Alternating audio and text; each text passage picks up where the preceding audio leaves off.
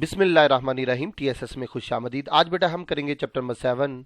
First year permutation है, combination है, probability है। लेकिन इससे पहले अगर आपने हमारा लेक्चर नहीं देखा क्विक रिव्यू पे, उसको ज़रूर देख ले, क्योंकि क्विक रिव्यू वाला लेक्चर ही आपको बताएगा कि एमसीक्यूज कहाँ से आते हैं और कैसे आते हैं।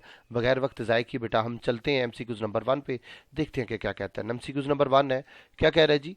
जी क्या कह रहा है? A subset of sample space is called. तो बेटा सैंपल स्पेस क्या होती है? आउटकम, जो नंबर ऑफ आउटकम्स है उसको आप सेट में ले ले तो उसको आप सैंपल स्पेस कहते हैं, और उसका जो सबसेट होता है उसको आप इवेंट कहते हैं। तो सबसेट का जो इवेंट होता है वो असल में क्या होता है? इवेंट जो होता है असल में वो सबसेट होता है किसका? सैंपल स्पेस का। किसका बेटा? सैंपल स्पेस का। ये चीजें नोट करते जाइएगा साथ साथ। तो बेटा option C will be correct. Next चलते हैं एमसीक्यूज नंबर 2 पे। इसको पहले भी कर चुके हैं। म्यूचुअली एक्सक्लूसिव इवेंट वो होते हैं जिनके इंटरसेक्शन में कुछ नहीं होता, यानी एम्प्टी होते हैं। नेक्स्ट चलते हैं जी MCQs number 3, numerical evaluation of a chance that particular event would अकर।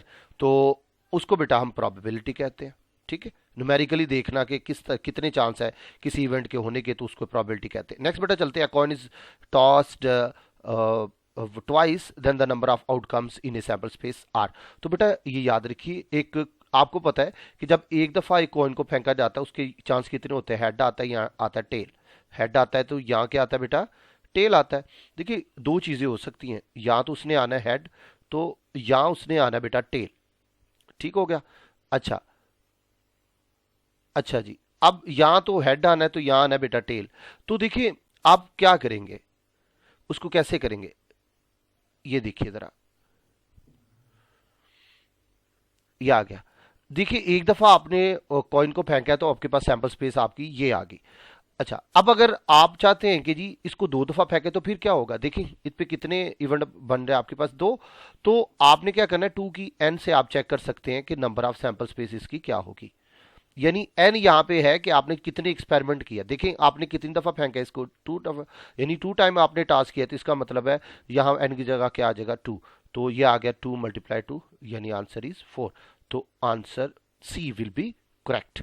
और ये इसी तरह कह ले, अगर आपने 3 दफा किसी सिक्कों को फेंका है तो 2 की पावर 3 आएगा। 2 मल्टीप्लाई 2 मल्टीप्लाई 2, तो ये क्या? 2 टू जार 4, 4 टू जार 8। तो आंसर बेटा 8 हमारा करेक्ट होना था उस सूरत में। ठीक है, वैसे अगर आप इसको लंबे तरीके से भी दे सकते हैं कि इसको आपने कैसे करना है। ठीक है, शॉर्टकट तो मैंने बता दिया है।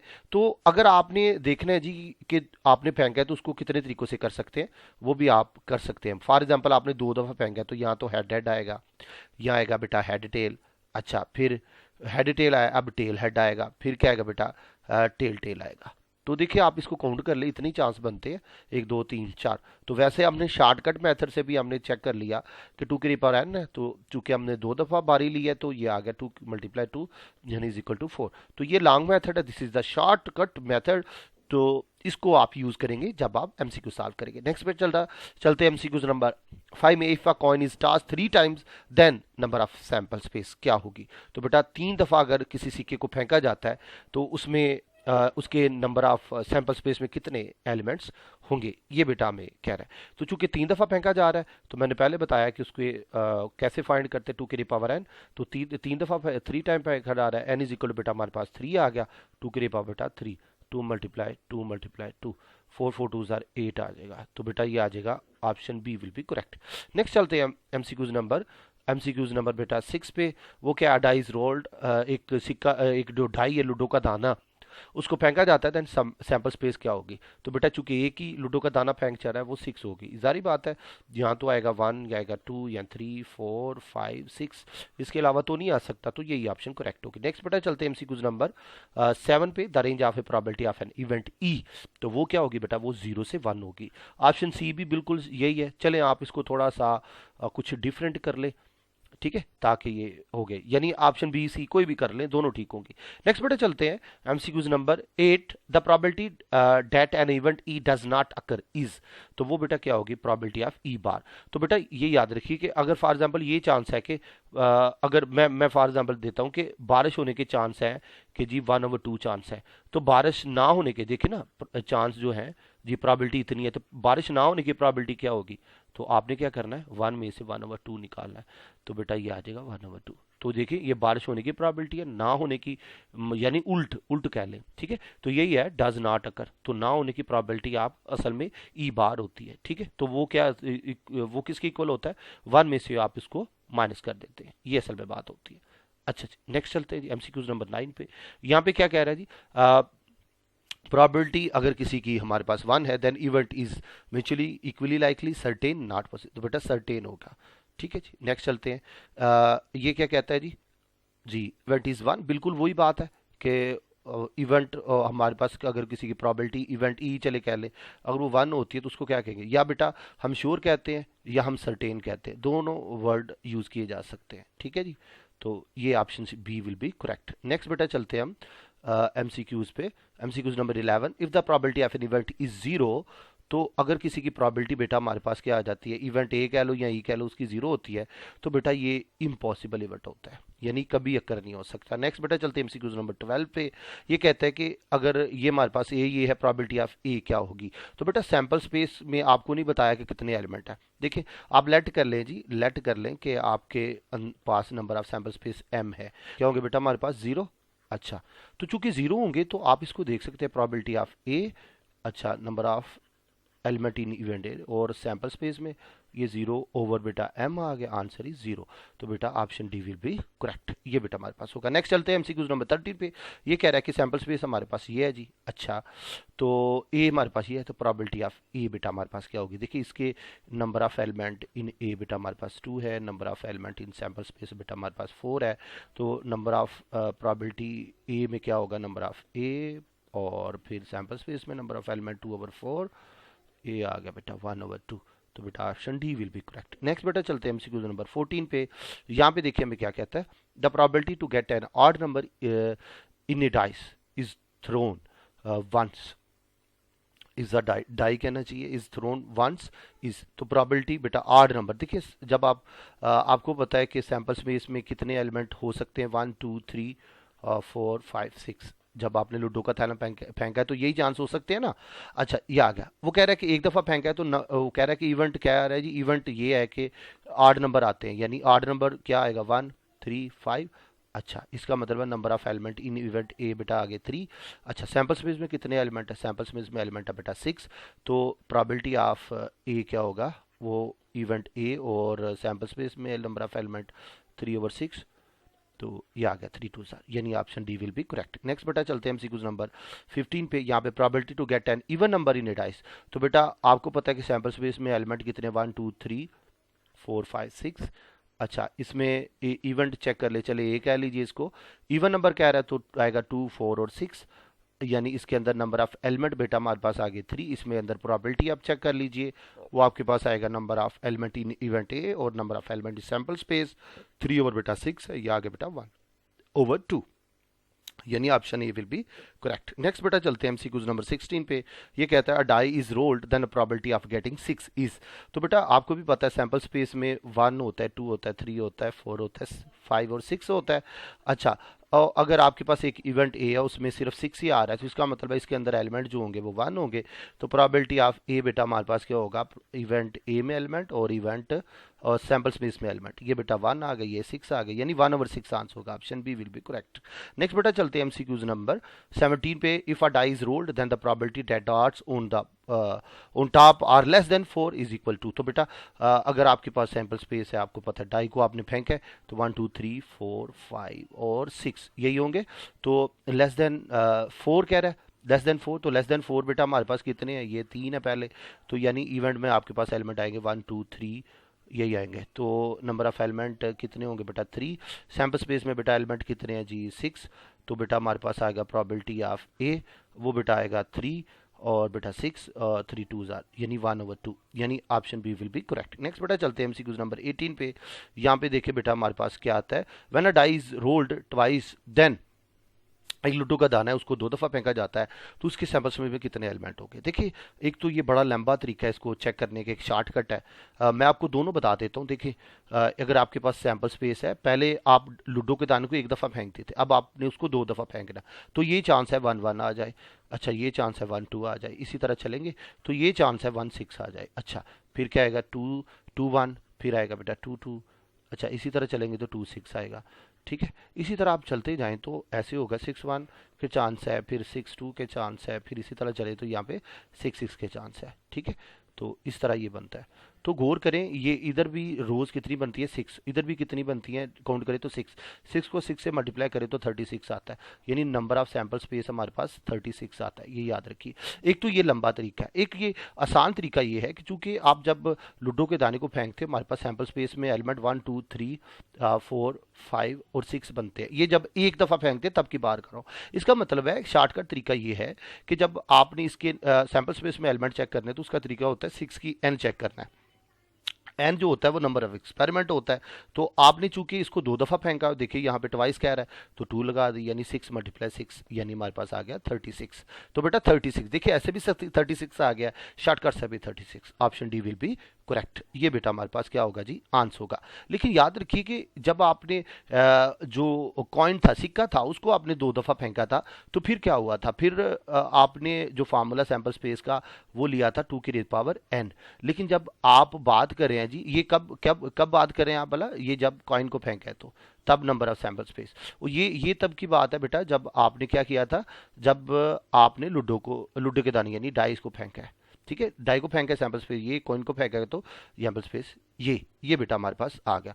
तो option D will be correct, ये मैंने आपको बता दिया। नेक्स्ट बेटा चलते हैं एमसीक्यूज नंबर 90 पे। Fair coin is tossed then the probability of getting head is. बेटा एक आपको हेड, देखिए आप जब फेंकते हैं सिक्के को, तो या हेड आना है या टेल आना है। ठीक हो गया, यही आ सकता है ना। तो चूंकि आपके पास हेड आने के चांसेस कितने हैं, तो इवेंट ए में है, यही होगा।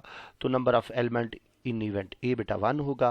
प्रोबेबिलिटी ऑफ ए बेटा हमारे पास क्या होगा, नंबर ऑफ एलिमेंट इन ए और सैंपल स्पेस में एलिमेंट, वो बेटा 1/2 होगा। तो option D will be correct. Next बेटा चलते हैं हम एमसीक्यूज नंबर 20 पे। यहाँ पे बेटा देखते हैं क्या कहता है। If A and B are independent event है, फिर पी इंटरसेक्शन बी, यानी इसका आंसर बेटा क्या होगा, तो option A will be correct. Next बेटा चलते हैं एमसीक्यूज नंबर 21 पे।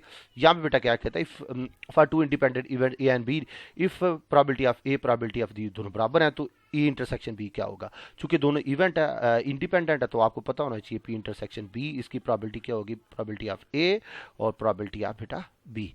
तो ये होगा, तो इन दोनों की ये 1/2 है, तो मल्टीप्लाई करें 1/4 आएगा। तो बेटा ये आ गया 1/4, option A will be correct. Next चलते हैं बेटा एमसीक्यूज नंबर 22 पे। यहाँ पे देखिए हमें क्या कहता है, if A and B two independent event है, probability of A probability of B given है, तो प्रोबेबिलिटी ऑफ इंटरसेक्शन बी हमारे पास क्या होगी, तो वो बेटा आपको पता है इंडिपेंडेंट है, चूंकि तो probability of A probability of E आपस में मल्टीप्लाई होगी, वही आंसर होगा। बेटा 5/7 है, 7/9 है, कट जाएगा 5/9। This will be our required answer. ये बेटा 7.8 का क्वेश्चन नंबर 1 है असल में, तो वहां से बेटा ये लिया गया। तो 5 जो हमारे पास 9 है, वो बेटा ऑप्शन डी है। नेक्स्ट बेटा चलते हैं एमसीक्यूज नंबर 23 पे। यहाँ पे देखिए हमें क्या कहता है, ये क्या कहता है वो देखते हैं जी। If A and B two independent event, the probability of A this है, प्रोबेबिलिटी ऑफ ये, फिर probability of A intersection B हमारे पास क्या होगा, वो है बेटा probability of A intersection B. तो वो क्या होगा बेटा, प्रोबेबिलिटी ऑफ ए और प्रोबेबिलिटी ऑफ बी, ये बेटा आगे हमारे पास। तो आप इसको मल्टीप्लाई कीजिए 0.8 को और किसके साथ, 0.7 के साथ, जब करेंगे तो 0.56 आ जाएगा। Option A will be correct. Next बेटा चलते हैं एमसीक्यूज नंबर 20 पे। यहाँ पे देखिए क्या कहता है, ये जरा इंटरेस्टिंग है। अच्छा, अ card is drawn from deck. Deck कहते हैं एक जो दथी होती है आपके पास, यानी डेक होता है जिसको कह ले आप। ठीक है, किसका, कार्ड्स का। ठीक है, ताश के जो पत्ते हैं उसका 52 कार्ड्स है। Then the probability of getting a diamond card is, तो वो बेटा हमारे पास क्या होगा, देखिए डायमंड कार्ड क्या, जिसके ऊपर ईंट बनी होती है। आपको पता है एक डायमंड कार्ड यके में होता है, एक दुकी में होता है, तिकी में भी होता है, 4 में भी, 5 में भी, 6 में भी। ये इसको काउंट करें तो बेटा ये कितने बनते हैं, ये 13 बनते हैं टोटल। ये चेक कर ले, तो ये कितने बनते हैं, 13। ये मैंने इसलिए पिक लगाई है ताकि आपको देख के अंदाजा हो जाए कि ये असल में है क्या। ठीक हो गया, तो इसका मतलब है कि यहाँ पे आपके पास जो नंबर ऑफ सैंपल स्पेस, तो वो आपके पास 52 है, क्योंकि पत्ते होते ही आपके पास 52 है। अच्छा, ये हो गया। अब देखिए जो प्रोबेबिलिटी है, आपके पास वो क्या है, उसमें एलिमेंट कितने होंगे 13। अच्छा, तो इसका मतलब है प्रोबेबिलिटी ऑफ ए, इवेंट में एलिमेंट 13, तो प्रोबेबिलिटी में क्या होगा, number of probability in A, number of element in event A और number of element in sample space S. तो वो बेटा होगा 13/52, तो बेटा ये आएगा 1/4 कट के। तो बेटा option B will be correct. Next बेटा चलते हैं एमसीक्यू नंबर 25 पे। यह कहता है card is drawn from deck का 52 कार्ड्स। अच्छा, the probability of getting an S, देखिए यके आपको पता है बेटा 1 2 3 4, वो 4 होते हैं, इस कार्ड कहते हैं यके को। तो बेटा हमारे पास क्या आ गया, हमारे पास 4 आ गए। तो इसमें सैम्पल स्पेस में एलिमेंट बेटा कितने होंगे 52। तो इसकी प्रोबेबिलिटी क्या होगी, प्रोबेबिलिटी ऑफ ए वो की probability number of element in event A और number of element in sample space. तो बेटा हमारे पास क्या आ गया 4/52। अगर आप इसको कटिंग करें तो आपके पास क्या आता है, तो ये बेटा आपके पास 1/13 आता है। Option A will be correct. Next बेटा चलते हैं एमसीक्यूज नंबर 26 पे। यहाँ पे कह रहा है probability to get red jack from a well shuffled pack. Well shuffled क्या है, जिसको अच्छी तरह आपने मिक्स कर दिया है, उसको कहते हैं वेल शफल्ड। ठीक है, pack of A playing card. तो वो कह रहे हैं कि कितने चांस है, तो सीधी बात है, इसको भी बिल्कुल उसी तरह करेंगे। कैसे कर सकते हैं, देखिए आपके पास नंबर ऑफ सैंपल स्पेस जो है कार्ड्स की वो 52 है। अच्छा, स्पेस उसमें 52 एलिमेंट्स हैं। अच्छा, फिर उसके बाद रेड जैक जो है वो कितने एलिमेंट्स होते हैं, वो बेटा आपके पास जस्ट 2 होते हैं। ठीक है, जैक जैक कहते हैं हुक्मा, मेरे ख्याल में पत्ता शायद इसको कहते हैं उर्दू में, अपनी ज़ुबान में जो कहते हैं, तो वो 2 ही होते हैं। ये देखिए रेड जैक, बाकी कलर ब्लू होते हैं कुछ इस तरह का। तो आप इसको इसकी प्रॉबिलिटी चेक करने तो क्या आएगा, प्रॉबिलिटी ऑफ ए और probability of number of element in event A और सैंपल स्पेस में आएगा 2/52 आएगा। आप इसकी बेटा कटिंग कर ले, तो ये बेटा आपके पास आ गया जी answer 26, 1/26। Option B will be correct. Next बेटा चलते हैं एमसीक्यूज नंबर 27 पे। यहाँ पे देखिए हमें क्या कहता है, तो number of diagonals in 8 sided polygon बेटा क्या होता है। इसका फॉर्मूला मैंने बताया था कि एन पॉलीगॉन अगर आपके पास हो तो उसमें नंबर ऑफ डायगोनल्स कैसे कैलकुलेट करते हैं, वो होता है उसका फॉर्मूला NC2 और माइनस होता है बेटा n। तो ये फार्मूला होता है। अच्छा, ये n साइडेड पॉलीगॉन है, लेकिन अगर 8 साइडेड है तो 8C2 आ जाएगा, -8 आएगा। 8C2 क्या होता है 28, 28 में से 8 निकाले तो बेटा आ गया 20। Number of diagonal in 8 sided polygon हमारे पास 20 आ गए ये। लेकिन अगर याद रखिए कि आपके पास नंबर ऑफ ट्राइंगल्स निकालनी है 8 साइडेड पॉलीगॉन में, तो उसका फार्मूला क्या होता है, n साइडेड पॉलीगॉन है तो NC3 होगा।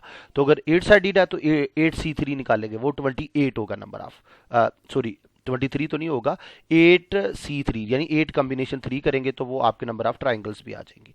ठीक है, नेक्स्ट बेटा चलते हैं हम एमसीक्यूज नंबर 28 पे। ये भी क्या कहता है, the result will be found useful in evaluating NCR. कब बेटा ये यूजफुल होता है, कब आप इवेलुएट कर सकते हैं, जब एन और आर का रिलेशन क्या होगा बेटा, ये याद रखिए कि जब आर जो है वो बड़ा होगा हाफ ऑफ द एन, यानी option A will be correct. ये एग्जाम में आ भी चुका है। ठीक है, ये बेटा हमारा आज का लेक्चर जो है वो इख्तिताम को पहुंचा। अगर आप चाहते हैं कि आप मजीद हमारे लेक्चर सुने तो बेटा आप जाइए प्ले स्टोर पे TSSPK या द स्टडी स्पॉट के नाम पे जो ऐप है उसको इंस्टॉल कीजिए, बनी हमारे ग्रुप का हिस्सा। इसके साथ ही बेटा सर कबीर को इजाज़त दीजिए, दुआ में याद रखिएगा बेटा। अल्लाह हाफिज़।